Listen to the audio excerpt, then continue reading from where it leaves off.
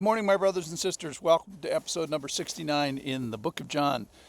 We're going to be reading in chapter 9 today. Please read with me John chapter 9. We start in verse 5 from yesterday. Our official passage starts in verse 8. Just to remind us, Jesus is in this context where he's saying, I am the light of the world. And having said these things, he spit on the ground and made mud with saliva, and he anointed a man's eyes with mud. And he said to him, Go wash in the pool of Siloam. So he went and washed and came back seeing. So this started with an idea that, hey, this had to have something to do with sin, right? So the disciples thought that the infirmity was either from the parents' sin or from this guy's sin. And they didn't have a worldview that sin is everywhere since the sin of Adam. So, and I suppose in that sense they were right, because the sin of Adam brought the fallenness of the world and sickness and in death. So in that sense, I think they were right. So yes, sin is quite common and fallenness is everywhere. And the idea here today is God is active in a desperate and fallen world. And can he be light? Can he influence that world? And they're so fixated on sin that they're going to accuse Jesus of being a sinner because this is done on the Sabbath. So they're committing a sin of blasphemy, saying something that's inaccurate about the one true God. They've accused God falsely, and they're sinners. So here we go, verse 8. The neighbors and those who had seen him before as a beggar were saying, Is this not the man who used to sit and beg? Some said, It is he. Others said, No, but he is like him. He kept saying, I am the man. So they said to him, How were your eyes opened? He answered, The man called Jesus made mud and anointed my eyes and said to me, Go to Siloam and wash. So I went and washed and received my sight. They said to him, Where is he? He said, I do not know.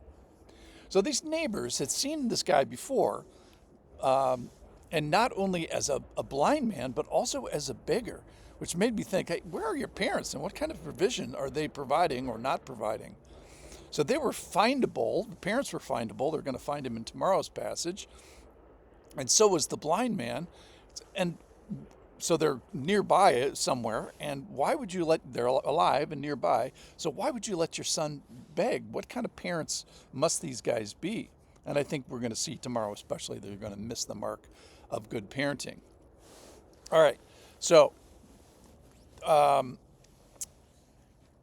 Jesus is going to anoint this guy with mud, and he's going to be obedient. He's going to receive his sight. So verse 13, they brought to the Pharisees the man who had formerly been blind. Now it was the Sabbath day when Jesus made the mud and opened his eyes. So the Pharisees again asked him how he had received his sight. And he said to them, He put mud on my eyes, and I washed, and I see.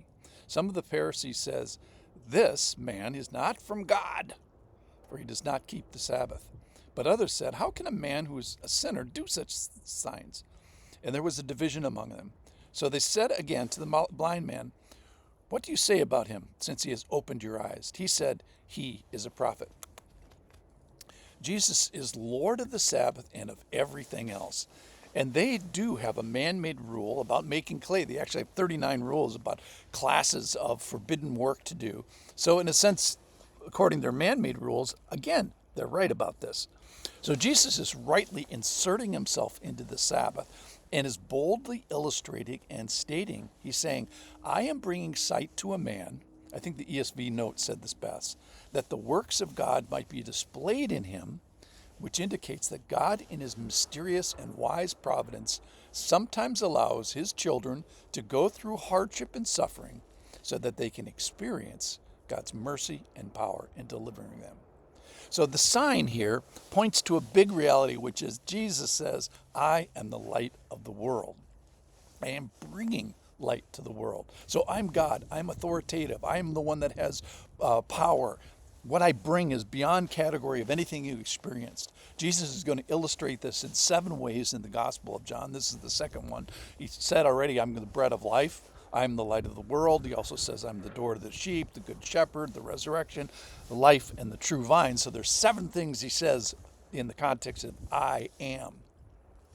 And here, I am the light of the world. I'm going to bring light to this one man, to his parents, to the officials, to the witnesses that see it.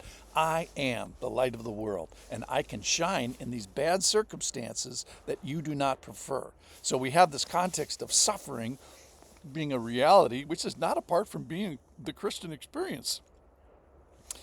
So here's what I want to leave you with. How can we make sense of this dark world? If Christ is the light of the world, and suffering and difficulty are not unique, how do I combine the two?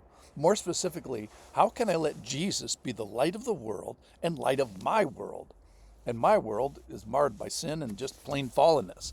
So all sovereign suffering is seen and allowed by a caring and providential God. And the question is, will I trust God to display his light in my reality? So how do I let the reality of Jesus shine in the reality of my world, which is suffering and marred? So open my eyes to the spiritual battle of good and evil, light and dark. And when there is difficulty of circumstance, know that God has not fallen off his throne. He is still good. He is still sovereign. He is at work. And so my response to the situation is going to affect me and others as they witness me apply God to my circumstance. So where Christ may shine his light most brightly is where there is fallenness, where there's difficulty, and when there is suffering. So remember what God wants you to remember, that I am the light of the world, even and perhaps most especially in the darkness. Thanks for listening.